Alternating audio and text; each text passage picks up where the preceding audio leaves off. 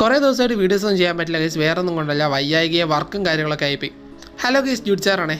എൻ്റെ life start ചെയ്യുന്നതെന്ന് പറഞ്ഞാൽ എൻ്റെ കോളേജ് ലൈഫിൽ നിന്ന് തന്നെയാണ്. ഒരുപാട് നഷ്ടങ്ങളും അതുപോലെ തന്നെ ഒരുപാട് ഫ്രണ്ട്ഷിപ്പും ഞാൻ ഫ്രണ്ട്സെന്ന് വിചാരിച്ചവർ പറ്റിച്ചതും എൻ്റെ കോളേജ് ലൈഫിൽ നിന്ന് തന്നെയാണ്. ഒരുപാട് കഷ്ടപ്പെടാൻ പഠിച്ചതും കോളേജ് ലൈഫ് വെച്ച് തന്നെയാണ്. വേറെ ഒന്നും കൊണ്ടല്ല, എല്ലാം ഉണ്ടായിട്ടും കഷ്ടപ്പെടാൻ പഠിച്ചത് കോളേജ് ലൈഫിൽ നിന്ന് തന്നെയാണ്. പിന്നെ കൂടെ നിന്നിട്ടും എല്ലാ കാര്യങ്ങളും ഓപ്പണായിട്ട് പറഞ്ഞിട്ട് ചതിച്ചവരും എൻ്റെ കോളേജ് ലൈഫ് വെച്ച് തന്നെയാണ്. എന്താണ് കാര്യം എന്നൊന്നും അറിഞ്ഞൂടാ. ഞാൻ ഫ്രണ്ട്സാണെന്നും പറഞ്ഞ് കൊണ്ടു നടന്നവർ എന്തിനാണ് എൻ്റെ അടുത്ത് ഇങ്ങനെയൊക്കെ കാണിച്ചതെന്ന് എനിക്ക് ഇന്നേ വരെ മനസ്സിലായിട്ടില്ല.